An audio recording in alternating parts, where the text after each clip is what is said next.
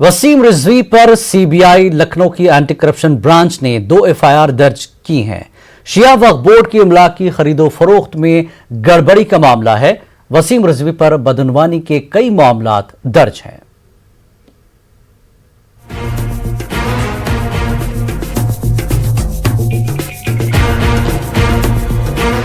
Uttar Pradesh Shia Waqf board के chairman Wasim Rizvi की मुश्किलात में इजाफा हो गया है।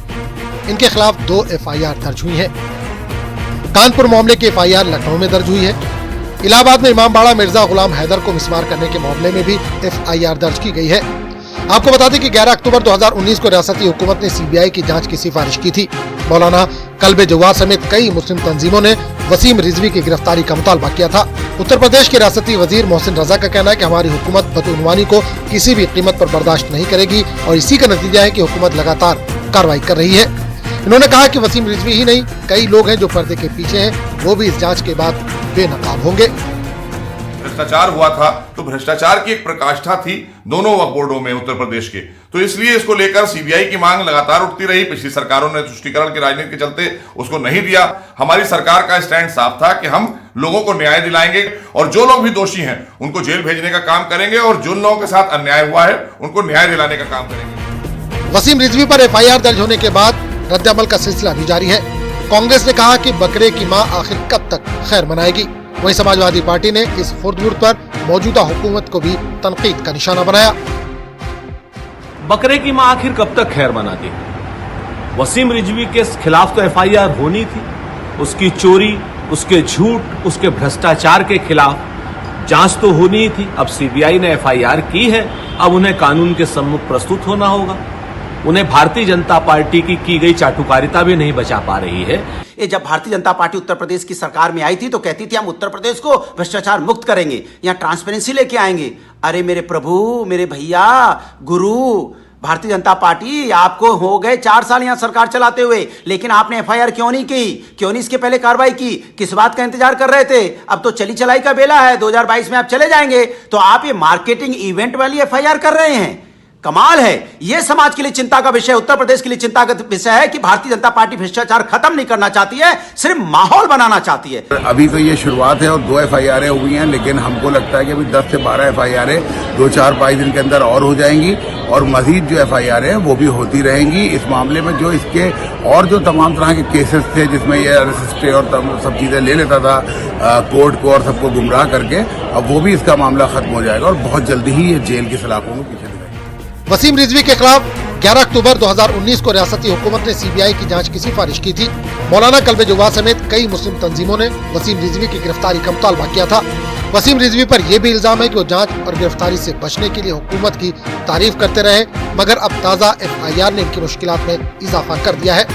Bureau report, news 18 Urdu. CBI के जरिए दायर की गई एफआईआर मामले में वसीम रिजवी का रद्द-ए-अमल सामने आया है। उन्होंने कहा कि मौलाना कल्बे जवाद के कहने पर सीबीआई जांच शुरू हुई है। सीबीआई जांच मुल्ला कल्बे जवाद के कहने पर हुई है। मुल्ला कल्बे जवाद के अलावा कोई दूसरा नहीं है जो हमारे खिलाफ एलिगेशन लगाता हो, क्योंकि हमने उनके खिलाफ कार्रवाई की है। मुल्ला कल्बे जवाद ईरानी एजेंट हैं। ईरान से पैसा लेकर कश्मीरी आतंकवादियों की मदद करते हैं, इसके सबूत भी है मेरे पास। लेकिन आज वो हुकूमत को मेरे खिलाफ गुमराह करने में कामयाब हो गए हैं, इसका अफसोस है। इमामिया एजुकेशन के सदर मौलाना अली हसन कुमी ने वसीम रिजवी के खिलाफ कार्रवाई का खैर मकदम किया है। उनका कहना है कि हजारों करोड़ की जायदाद जिसका इस्तेमाल कौम और मिल्लत की फलाह के लिए हो सकता था, उसे खुर्द-बुर्द कर दिया गया। वसीम रिजवी एक ऐसा पापी इंसान है कि उसको इंसान कहते हुए शर्म आती है। उसको इंसान ना कहा जाए। जो अल्लाह और रसूल का ना हो वो किसी का नहीं हो सकता है। तो इसलिए एफआईआर हुई है, उसको बंद होना चाहिए, जेल जाना चाहिए और सारी प्रॉपर्टी जिसने बेची है सबका इसका हिसाब किताब होना चाहिए है। और उलमा नहीं बल्कि पूरा हिंदुस्तान के मोमिनीन तमाम मुसलमान खुश हैं कि इसने जिस तरह के बयानात दिए थे, बेतुके बयान दिए थे जिसका कोई ताल्लुक नहीं था। इसने इस्लाम की भी तौहीन करवाई है, शरीयत की तौहीन करवाई है और हमारे मजहब की तौहीन करवाई है। इसलिए पूरे उलमा ना कहिए बल्कि पूरे हिंदुस्तान के मुसलमान भी खुश हैं और ख़ास तौर से शियाने हैदर करार इसलिए खुश हैं कि इसने बड़ी बड़ी दरगाह करबलाओं की ज़मीनों को खुरदुर्द किया है, बेचा है, खाया है और इसने बड़ी बड़ी बिल्डिंगें बनाई हैं। बहुत मतलब पैसा इसने लूट मार की है और अपने ऐप को छुपाने के लिए चला गया था बीजेपी के अंदर, मगर बीजेपी वालों ने बहुत अच्छा फैसला किया कि गलत गलत है और जो गलत करेगा उसको हम लोग छोड़ेंगे नहीं।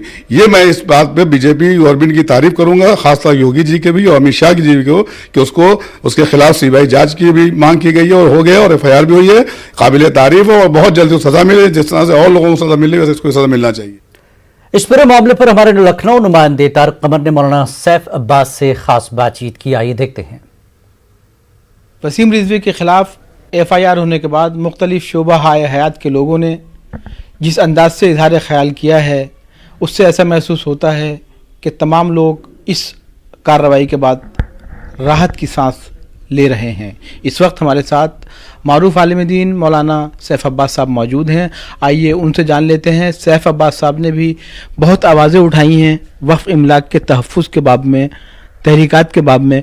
क्या कुछ कहना चाहते हैं इस कार्रवाई के बारे में और क्या इसके बाद मज़ीद एफआईआर होने के इम्कानात भी हैं जैसा कि कुछ लोग फरमा रहे हैं? बिस्मिल्लाहिर्रहमानिर्रहीम। देखिए, तकरीबन सन 2000 में हमारे डॉक्टर कल्बे सादिक साहब क़िबला ने एक पूरी लिस्ट बनाई थी और उस वक्त से डिमांड चल रही है कि आप सीबीआई की जांच कीजिए, क्योंकि जिस दौर में जो भी आया उसने आने के बाद उसमें गड़बड़ियाँ की हैं। लेकिन जो वक्फ प्रॉपर्टीज़ हैं उनकी अहमियत उस मज़हब के मानने वालों के लिए बहुत ज़्यादा हैं, क्योंकि जो बुज़ुर्ग अपने अमलाक को वक्फ कर गए वो इसलिए कर गए कि कोई बेच ना सके, उसको कोई तल्फ ना कर सके, बल्कि कौम और मिल्लत के फ़ायदे में वो वक्फ करके चले गए और आज हम उसका एहतियात नहीं कर पा रहे हैं। मैं ये समझता हूँ कि इसकी सीबीआई से जांच होना बहुत ज़रूरी थी और बहुत तेज़ स्पीड में जांच होना चाहिए, चूँकि 20 साल पहले से ये मुतालबा चल रहा था। बड़ी मेहनत हम लोगों ने की थी वक्फ के तहफ़्फ़ुज़ के लिए और इधर भी बार बार सुनने में आ रहा था कि आर्डर हो गया है और ये हो गया है, लेकिन ज़मीनी सतह पर कोई चीज़ें सामने नहीं आ रही थी।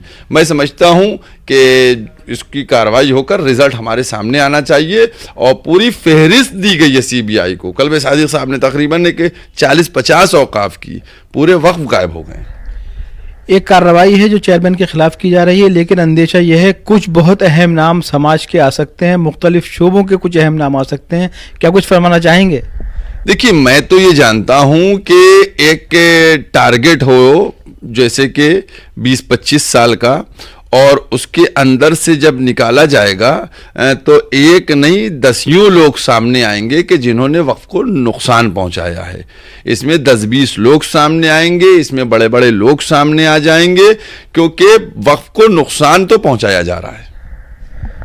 ये थे मौलाना सैफ अब्बास साहब जिन्होंने वादे तौर पर कहा है कि इसकी रफ्तार मज़ीद तेज़ होनी चाहिए। इंक्वायरी अगर तेज़ तर हो जाएगी तो समाज के कुछ ऐसे लोगों के नाम भी सामने आ जाएंगे जो इनकशाफ बड़ा होगा और लोगों को मज़ीद राहत की सांस मिल सकेगी, वक्फ इमलाक के तहफ़्फ़ुज़ के रास्ते हमवार हो सकेंगे। कैमरामैन सबजीत के साथ न्यूज़ 18 उर्दू के लिए तारिक कमर, लखनऊ।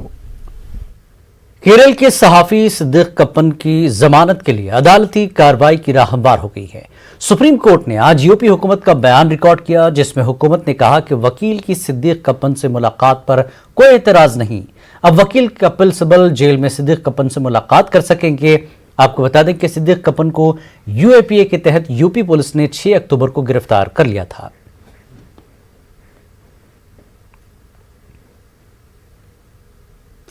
यूपी में मुबैना लव जिहाद के खिलाफ सख्त कानून साजी की तैयारियां चल रही हैं। इस सिलसिले में रियासती महकमे दाखिला ने एक तजवीज़ महकमे कानून को भेज दी है। यूपी हुकूमत का कहना है कि जल्द ही लव जिहाद के खिलाफ कानून लाया जाएगा। योगी हुकूमत ने सख्त कानून बनाने का ऐलान किया है। इस दौरान ऑल इंडिया शिया पर्सनल लॉ बोर्ड के तर्जुमान यासूब अब्बास ने सवाल उठाया कि क्या सारी खवातीन महफूज हैं? इससे पहले भी कई कवानीन बनाए गए, लेकिन क्या इस पर अमल हो रहा है? उन्होंने कहा कि किसी मखसूस मजहब और फिरके के लोगों को नजर में रखकर कानून बनाना गलत है।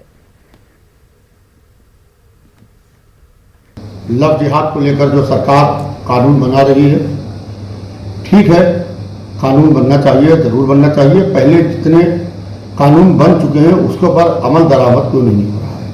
सवाल यह है कि औरतों की सुरक्षा को लेकर सरकार कितने कानून बना चुकी है, चाहे केंद्र सरकार हो या प्रादेशिक सरकारें हों। क्या सारी औरतें सुरक्षित हैं? क्या सारी माएँ, बहनें, बहू, बेटियाँ सब सुरक्षित हैं? आप कहेंगे कि नहीं सुरक्षित हैं। अब लव जिहाद के नाम के ऊपर अगर खास तौर से किसी मसलक को, किसी फिरके को टारगेट किया जा रहा है तो मेरे ख्याल से ये बिल्कुल गलत है। इसलिए कि कानून बनाते वक्त किसी समुदाय को पेश नज़र रखना मेरे ख्याल से ये बिल्कुल दुरुस्त नहीं है।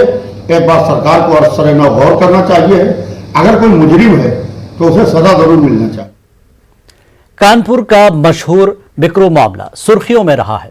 हुकूमत इस मामले में जांच एजेंसियों की रिपोर्ट की बुनियाद पर कार्रवाई कर रही है। इस मामले में अब जिला इंतजामिया ने एक और मुकदमा दर्ज किया है। विकास दुबे की अहलिया ऋचा दुबे समेत 18 अफराद पर शहर के चौबेपुर थाने में मुकदमा दर्ज किया गया है। यह मुकदमा फर्ज सिम कार्ड और फर्जी दस्तावेज से विकास दुबे की मदद करने का है। आने वाले दिनों में लाइसेंस को लेकर कई अफसरान के नाम सामने आ सकते हैं। बिक्रू कांड की जांच के लिए शासन के द्वारा एक एसआईटी गठित की गई थी। उस एसआईटी की रिपोर्ट में जो संततियां थी उसके आधार पर एफआईआर दर्ज की गई हैं। इसमें एक एफआईआर फर्जी शपथ पत्र देने पर और तथ्यों को छिपा करके शस्त्र लाइसेंस लेने की दर्ज हुई है, जिसमें ऋचा दुबे जो विकास दुबे की पत्नी है और इनके अन्य परिवार के सदस्यों को उसमें नामित किया गया है। इसके अतिरिक्त कुछ ऐसे लोगों पर भी एफआईआर दर्ज की गई है जिन्होंने फर्जी नामों से सिम कार्ड ले रखे थे और उसका प्रयोग कर रहे थे। बिक्रू मामले पर लगातार कार्रवाई का शिकंजा कसता जा रहा है।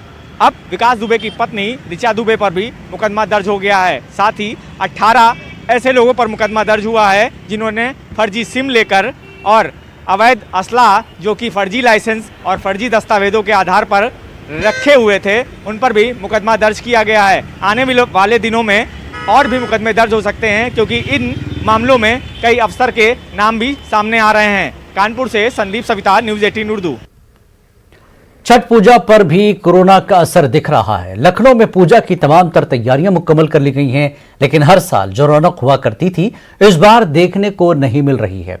लक्ष्मण मेला मैदान घाट पर हर साल छठ पूजा के मौके पर मेला लगता था, लेकिन इंतजामिया ने इस बार मेले पर पाबंदी लगा दी है। साथ ही सोशल डिस्टेंसिंग का भी ख्याल रखना लाजमी है। इंतजामिया ने अपनी तरफ से तमाम तैयारियां मुकम्मल कर ली, लेकिन बार बार ये अपील की जा रही है कि कम तादाद में लोग शिरकत करें। निगम की टीम पिछले 3 दिन से यहाँ पे लगी हुई है लक्ष्मण मेला मैदान घाट पे। आप लोग देख रहे हैं काफ़ी साफ़ सफाई की व्यवस्था हम लोगों ने रखी है। इसके अलावा जो गोमती नदी तट का सफाई है वो पिछले 2 दिन से हो रही है और पूरा हम लोगों ने इसको क्लीन किया है। ब्लीचिंग पाउडर वगैरह डाल करके साफ़ सफाई की गई है। साथ ही लोगों से ये भी अपील है कि कम से कम संख्या में लोग आएँ और सोशल डिस्टेंसिंग का पूरा अनुपालन करें। कोविड महामारी का एक दुष्प्रभाव है, उससे बचने के लिए पूरा प्रयास रहेगा कि पिछले वर्षों की भांति यहाँ पे उतनी भीड़ भाड़ ना हो और उस तरीके से ठेले खोमचे भी नहीं लगाए जाएंगे जैसे कि पहले लगते थे। बाजार टाइप का यहाँ लग जाता था, मेला होता था, तो वो व्यवस्था की गई कि उस तरीके से चीज़ें ना हो। बुध से शुरू है, बुध को नहा खा के बृहस्पति को भूखी जा, कल छोटी वाली थी तो कल भूख के शाम को आपको खीर रोटी खाया गया। उसके बाद से आज सबसे बड़ी वाली है जो आज ढलते हुए सूरज को अर्घ होगी। सुबेरे उगते सूरज के अर्घ होता है, तो ये सबसे बड़ा त्योहार होता है पूर्वांचल को, जो ये बच्चों के लिए होता है। और पूरे मुल्क में छठ पूजा मनाया जा रहा है। नोएडा में क्या इंतजामात हैं, इस पर पुलिस कमिश्नर आलोक सिंह ने न्यूज़ 18 से खास बातचीत की। पर्व आज पूरे देश में हर्षोल्लास के साथ मनाया जा रहा है। नोएडा में क्या कुछ व्यवस्था है, इस पर बात करने के लिए मेरे साथ पुलिस कमिश्नर आलोक सिंह जी मौजूद हैं। सर, देखा जाए तो पूरे देश में जो है छठ पर्व मनाया जा रहा है। आज नोएडा में क्या कुछ व्यवस्था की गई है, आप लोगों की तरफ से क्या इंतजाम है? छठ पर्व की मैं आपको भी बहुत शुभकामनाएं देता हूं, आपको और आपकी टीम को बहुत बहुत शुभकामनाएं। छठ के संबंध में गृह विभाग द्वारा बहुत ही विस्तृत निर्देश दिए गए हैं। हमारी सभी से ये अपील है और इसके लिए प्रत्येक जोन में अधिकारियों ने क्षेत्र के नागरिकों के साथ ये संपर्क किया है कि अधिकांश और अधिकतर लोग अपने घरों से ही और घर के आसपास से ही छठ का ये जो महापर्व है इसको संपादित करें। भीड़ भरे स्थानों पर ना आए, क्योंकि अभी भी संक्रमण जो है, कोरोना का संक्रमण, वो समाप्त नहीं हुआ है। इसका वेग जरूर कम हुआ है, लेकिन अभी भी ये काफ़ी फैला हुआ है। इसलिए अपने घर के जो समीप जो स्थान है वहीं से इस पर्व को मनाएं। इसके अतिरिक्त, क्योंकि ये पर्व शाम को मनाया जाता है, सूर्य को अर्घ्य दिया जाता है, सूर्यदेव को अर्घ्य दिया जाता है, तो शाम के समय से जो है इन क्षेत्रों में बहुत ही विस्तृत निर्देश दिए गए हैं पेट्रोलिंग के लिए, सघन पेट्रोलिंग के लिए। मजिस्ट्रेट और पुलिस अधिकारी साथ साथ जो हैं पेट्रोलिंग करेंगे। सर, क्या ऐसे में भी आप लोग ये भी कहना चाहेंगे कि कुछ जो बहुत से लोग जैसे हमेशा करते हैं, अपने छतों पे करते हैं या अपने उसमें कंपाउंड में करते हैं? जी, ये पुनः मैं आपके माध्यम से अपील करना चाहूँगा राजीव जी कि अपने घर के जो समीप का स्थान है, ऐसा सुरक्षित स्थान है जहाँ से अर्घ्य दिया जा सकता है और पूजा की जा सकती है। जैसा आपने बहुत सही कहा कि घर की छत पे भी हो सकता है, घर के आंगन में भी हो सकता है, पानी के निकट कोई जो लोकल जलाशय है उसके पास से भी हो सकता है। देखिए, इन जनरल मैं एक आपके माध्यम से पुनः सभी सम्मानित नागरिकगण से अपील करना चाहूँगा कि कोरोना का जो संक्रमण है वो अभी समाप्त नहीं हुआ है और आसपास के जो क्षेत्र हैं वहाँ पर निरंतर कोरोना बढ़ रहा है। इसको देखते हुए, इसको दृष्टिगत रखते हुए आप सभी से मेरी अपील है कि मास्क और सोशल डिस्टेंसिंग इसका पालन करें। पुलिस को जगह जगह हिदायत दी गई है, मजिस्ट्रेट्स को हिदायत दी गई है, एसडीएम्स को ये निर्देश डिस्ट्रिक्ट कलेक्टर के द्वारा दिए गए हैं कि अगर इसका कहीं उल्लंघन होता है तो उसमें फिर कठोर वैधानिक कार्रवाई भी करें। बहुत बहुत धन्यवाद सर आपको। कैमरा पर्सन योगेंद्र सिंह के साथ राजीव तिवारी, न्यूज 18 नोएडा। वक्त एक ब्रेक का, ब्रेक के बाद रुख करेंगे बिहार की खबरों का।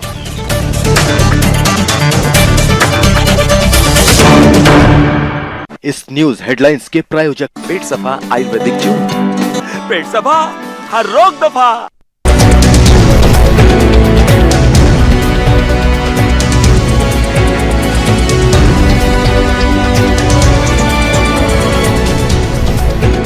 इस न्यूज हेडलाइंस के प्रायोजक पेट सफा आयुर्वेदिक जूस।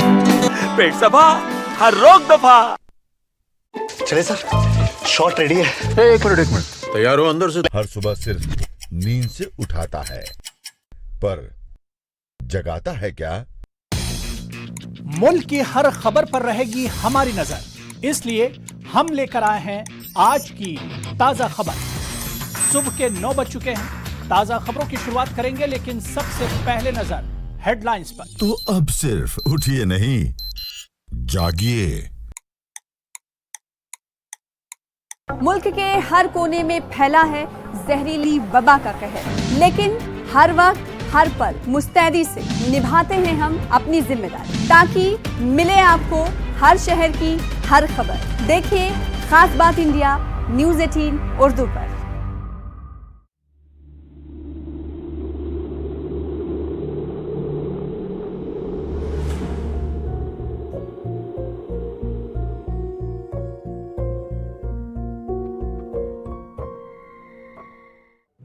नेटवर्क 18 ला रहा है इस दौर की सबसे बड़ी खबर, कोरोना से सबसे बड़ी जंग।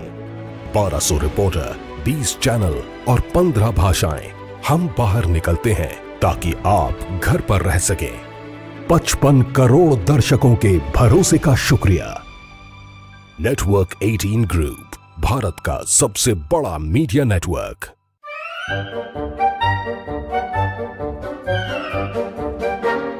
अखबार हुआ ठप, आउटडोर हुआ बेकार, टीवी ही दे रहा है विज्ञापन को तेज रफ्तार।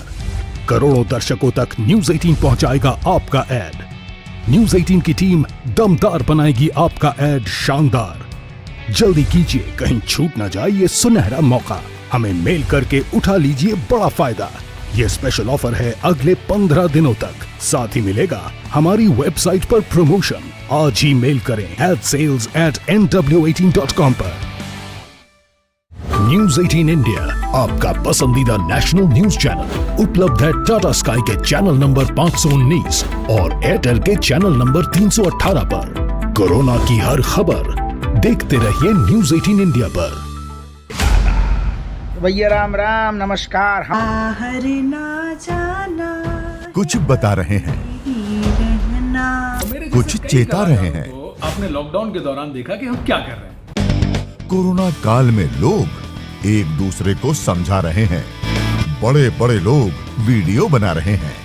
आप गाना जान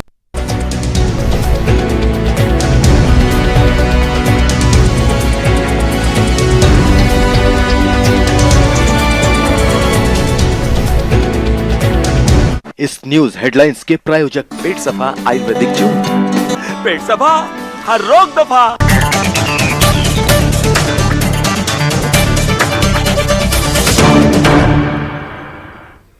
रुख बिहार का नजर हेडलाइंस पर।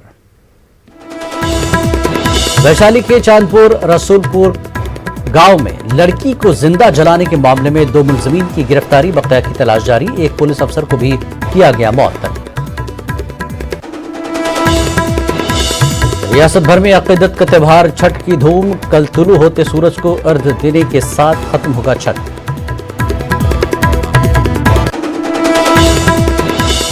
कोरोना की वजह से छठ का त्यौहार हुआ मुतासिर। कई मकामात पर लोग घर में ही मना रहे हैं छठ। इंतजामिया ने भी लोगों को एहतियात बरतने की दी है सलाह।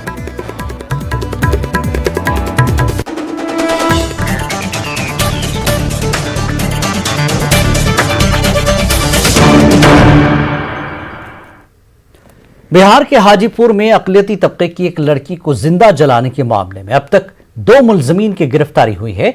बताया जाता है कि मुतासरा के अहले खाना की तरफ से दर्ज कराई गई FIR में नामजद कलीदी मुलजिम को पुलिस ने गिरफ्तार कर लिया है, जबकि एक और मुलजिम ने खुद सुपुर्दगी करते हुए गिरफ्तारी दी है। बकाया की तलाश में पुलिस की छापेमारी जारी है। इस बीच फर्ज की अंजामदही में गफलत बरतने के इल्जाम में एक SHO को मुअत्तल भी कर दिया गया। वाज़ेह है कि वैशाली में छेड़खानी की मुखालफत करने पर एक 20 साला लड़की को गांव के दबंगों ने जिंदा जला दिया था। यह वाकया 30 अक्टूबर की रात में पेश आया था। मुतासरा लड़की ने लगातार जिंदगी और मौत से जद्दोजहद की और 15 दिनों बाद उसकी मौत हो गई थी। मुख्तलिफ सियासी रहनुमाओं और लीडरों ने मुतासरा खानदान से मुलाकात की थी और हुकूमत से कसूरवारों के खिलाफ सख्त कार्रवाई का मुतालबा किया है।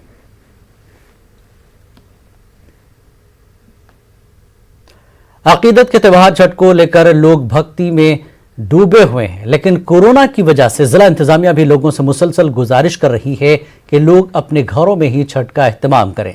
लेकिन इंतजामिया के मशवरे के बावजूद बड़ी तादाद में लोग गंगा नदी के किनारे पहुंच रहे हैं, लिहाजा इंतजामिया ने पूरी तैयारी कर ली है। सिक्योरिटी के लिए NDRF को भी लगाया गया है। पटना के दत्तगा घाट का जायजा लिया हमारे नुमाइंदे अमृत राज ने। तो भगवान भास्कर को पहला अर्घ्य देने की तैयारी पूरी हो चुकी है। इस वक्त हम गंगा किनारे हैं और NDRF की पूरी टीम अलर्ट मोड में है और अब से कुछ देर के बाद बड़ी संख्या में गंगा किनारे छठ व्रती पहुंचेंगे और भगवान भास्कर को अर्घ्य देंगे। तो जाहिर सी बात है, उसके पहले NDRF पूरी तरीके से तैयारी कर लेना चाहती है। और यहाँ पे हम आपको तस्वीर दिखा रहे हैं मेडिकल कैंप की, यानी कि घाट पे जो भी आएंगे उनके लिए मुकम्मल व्यवस्था पूरी कर ली गई है। ऐसे तो जिला प्रशासन ने लोगों से आग्रह किया कि ज़्यादा से ज़्यादा लोग अपने घरों में छठ करें, लेकिन बावजूद इसके कई लोग ऐसे हैं जो गंगा किनारे आकर ही छठ करना चाहते हैं। और प्रशासनिक तैयारी हम आपको दिखा रहे हैं। जिला नियंत्रण कक्ष बनाया गया है जहां पे जिला प्रशासन के लोग भी यहां पर मौजूद हैं। तो जाहिर सी बात है, तैयारी लगभग पूरी हो चुकी है और बस इंतजार है कि छठ व्रती पहुंचेंगे गंगा किनारे और भगवान भास्कर को पहला अर्घ्य देंगे। कैमरामैन सुबोध के साथ आनंद मित्रा, न्यूज 18 नेटवर्क, पटना। बक्सर के जिला राम रेखा घाट, नाथ बाबा घाट और समरी ब्लॉक में छठ को लेकर बक्सर जिले के साथ ही दीगर अजला से भी अकीदतमंद आते हैं। जिला इंतजामिया ने सिक्योरिटी के लिए NDRF टीम को तलब किया है। बक्सर में 122 घाटों में से 25 को हसास करार दिया गया है। छठ पर्व की तैयारी पूरी जिला प्रशासन के द्वारा कर ली गई है और आपको बता दें कि NDRF की जो 9वीं बटालियन है बिहटा से यहाँ पहुंची हुई है बक्सर में। हमारे साथ हैं बटालियन के इंस्पेक्टर, उनसे बात करते हैं कि सुरक्षा को लेके किस तरह की इनकी व्यवस्था है। सर, अगर बात करें तो छठ को लेके किस तरह की व्यवस्था की गई है? देखिए, प्रशासन के तरफ से तो काफ़ी व्यवस्था की हुई है यहाँ पे। उसके बाद हम लोग आए हुए हैं यहाँ पे। नदी में किसी भी प्रकार की कोई घटना घटित होती है उसके रोकथाम के लिए हम लोग को यहाँ पे तैनात किया गया है। हम लोग जो है एक टीम लेकर के आए हुए हैं और 6 मोटर बोट हमारे पास हैं और जिला का 5 मोटर बोट भी हमारे पास में है और ट्रेंड गोताखोर भी हमारे साथ में है। और मेनली जो है रामरेखा घाट, नाथ बाबा घाट और एक सिमड़ी ब्लॉक में बिहार घाट है, वहाँ पे भी हमारी डेपुटेशन रहेगा। तो सर कोविड-19 को भी लेकर गृह मंत्रालय की तरफ से कुछ गाइडलाइन है, उनको देखते हुए भी आप लोग काम कर रहे हैं या कि लोगों को निर्देश दे रहे हैं आप? बिल्कुल, जैसा कि आप देख पा रहे होंगे कि हम लोग जो है कोविड के मद्देनज़र यहाँ पे काम कर रहे हैं। सोशल डिस्टेंसिंग प्लस मास्क और जो अपने पीपी है उसको प्रॉपर हम लोग यूज कर रहे हैं, और यही गुजारिश लोगों जो आम जनता है उनसे भी कर रहे हैं कि वो अपना पीपी का इस्तेमाल करें और कोविड के जो दिशा निर्देश दिए गए हैं उसको पालन करें। तो आप देख सकते हैं कि एनडीआरएफ की जो टीम है वो बक्सर में पहुंच चुकी है और जो तमाम जो संवेदनशील जो घाट जिला प्रशासन के द्वारा जो घोषित किए गए हैं वहां इनकी टीम और इनके जवान पूरी तरह से तैनात हैं। और इनका कहना है कि अगर किसी तरह की कोई बात होती है तो एनडीआरएफ की टीम है वो पूरी तरह से रेस्क्यू ऑपरेशन चलाएगी और लोग सुरक्षित होकर के घाट पर आएँ और भगवान अर्घ जो है भगवान भास्कर हैं उन्हें अर्घ दें। पुष्पराज, न्यूज़ 18 बक्सर। इस बुलेटिन में फिलहाल इतना ही। मज़ीद ताज़ा खबरों के लिए आप लॉगिन कर सकते हैं हमारी वेबसाइट news18urdu.com पर। आदाब।